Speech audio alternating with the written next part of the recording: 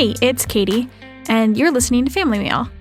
This is the part of Copper and Heat for you to tell us what you've been thinking and feeling while you've been listening to the episodes. So I'm going to play the thoughts from today's caller here in a second, but I wanted to remind y'all of how to do this. It's really easy. Whatever you've been thinking about or feeling while you're listening to the episodes, just pull out your phone and record a voice memo. So after you record it, just send it to us at hello@copperandheat.com. If you want your name on it, make sure you tell us who you are and where you're from on the recording. You can totally keep it anonymous if you want to. It's totally up to you. All right, so here's something that we got from Ray Delucci. He's a cook in Chicago, and he also hosts a podcast and Instagram account called Line Cook Thoughts, which is super cool, so I highly recommend you check it out. So here's Ray.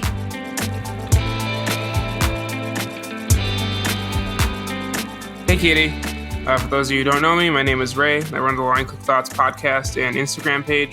Yeah, basically I'm here a little bit to talk about my own story about being a line cook, or I guess the economics of it, and struggling financially was a big theme when I first started out. I went to the Culinary Institute of America, and for all 4 years I ended up having to work the weekends because, I really wanted a good culinary degree. I got a lot of good scholarships that would make me, less in debt after school. But during college, I really didn't have a lot of money, and I had a lot of bills to pay.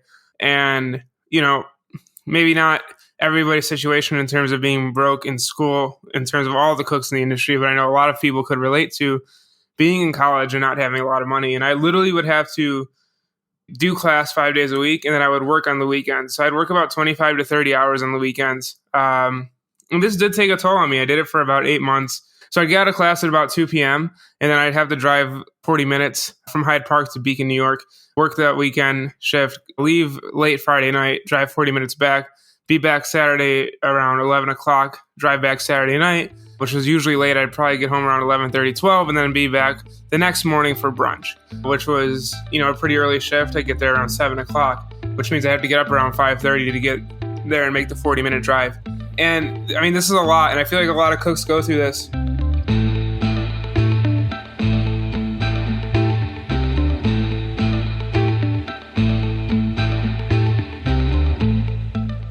Whether you're in school or you're just working and you have a long commute, it's very taxing. And, that plus being in school, it definitely wasn't the best of situations for me.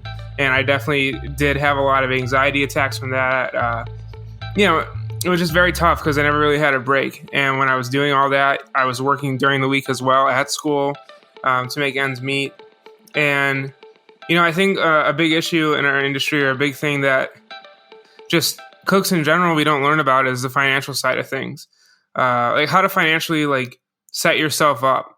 And that's something I'm still learning, but I think a lot of cooks get stuck in this mentality or mindset that you're gonna be paid really bad for the first 10 years of your career in hopes of one day it all opening up and you make a lot of money. And what I've realized, and what I realized this last year in Chicago, that I did not want to be stuck in this life of always being broke.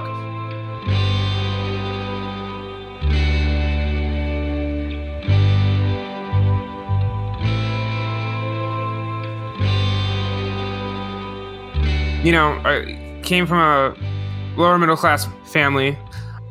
We had to make ends meet. It was definitely, money was always something that was tough for us. And, when you're a cook and you want to focus on your career, for me, I just didn't want to think about that anymore. 7 months after culinary school, was staging, emailing, trying to get into all these places, all these Michelin star restaurants, all these different things. I got accepted into a couple, but they weren't really the right fit for me. And then some others I got rejected. And I was in Chicago in a cafe, and I was just I'm done. This doesn't make sense. And I really just I had a coffee. I had an hour and a half before I had to get onto the train to go catch my flight. And I just had this moment where I was just I love food, and there's so many different outlets, and there's so many different things like management or food writing, or so many different things you can go with in your career. And I was really putting myself into this box of fine dining. And there's nothing wrong if you have this extreme goal of doing fine dining, but I think a lot of us in this industry only think that is the only goal, or that's the only path you can really take, and that anything else seems ingenuine or true to the heart. But that's so totally wrong. So I think the economics of being a cook comes down to, realizing that if you have talents that can be used elsewhere in the industry and you actually are kind of interested and have a passion for something else in the industry, you should definitely chase after that. Because just being in a box because you're afraid of what other people are going to say about you leaving the fine dining sector, or you think you're taking a step down to go work somewhere else, it's like so not true. Like, you need to work for what makes you better. And I think a lot of the fine dining establishments, the Michelin establishments, they're so sought after, and there's so many employees, and it's not all on them that the pay sometimes it can be really low. Like you can't pay. A lot of restaurants in that sector don't make as much profit as we think, which again is not taught to us that well if you're just in the industry. I just think that when it comes to economics of being a cook, I think that you have to really understand your strengths before you go into the industry and try forging your path, because you could be really happy managing something. You could be really happy going into like that QSR restaurant that could be so totally different from the fine dining you're chasing now, but the only reason you're in fine dining is because you think it's the only path. And so I guess what I'm trying to say is that there's more than one route.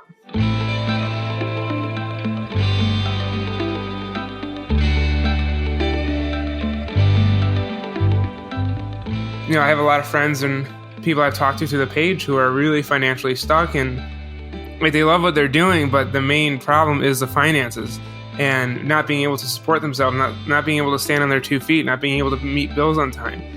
I feel like you should have some sort of want to make money, and I think that looks kind of evil in the restaurant industry sometimes. Like a lot of people make fun of chefs expanding or doing different concepts or having sponsorships, but like, you're so focused on not being able to pay your bills that you're not even allowed to like fully tap into your creative potential. You're not even able to really think much more beyond your job about what it is to be a cook or what it is you're trying to work on. And so I would say that, do what you need to do in terms of passion. But a lot of times the passion in the food industry can equate to being financially stable. It doesn't always have to equate to you working for free or working for years and years on end without making a lot of money. I think that's the biggest thing. And I can only tell my story. I really don't know how anyone else feels, but I know that when I was in school, I had the ability to lead and manage and do whatever. But for like 7 months, I was stuck on being in fine dining because I was worried everyone would judge me, and I was worried that I was somehow not going to be as great of a person or as great of a chef because I left the fine dining sector. But turns out that if you're actually in the business of serving each guest a good meal, it really doesn't matter where you're at. If you're providing value and you're providing a really good quality meal to someone and you're making memories for them and you're making an impact in their lives and you're able to do that consistently, I think that's what's the most important. I think that's what it means to be a chef. Definitely is tough. I definitely empathize with any cook going through that situation, and I wish you the best luck in terms of getting on your feet.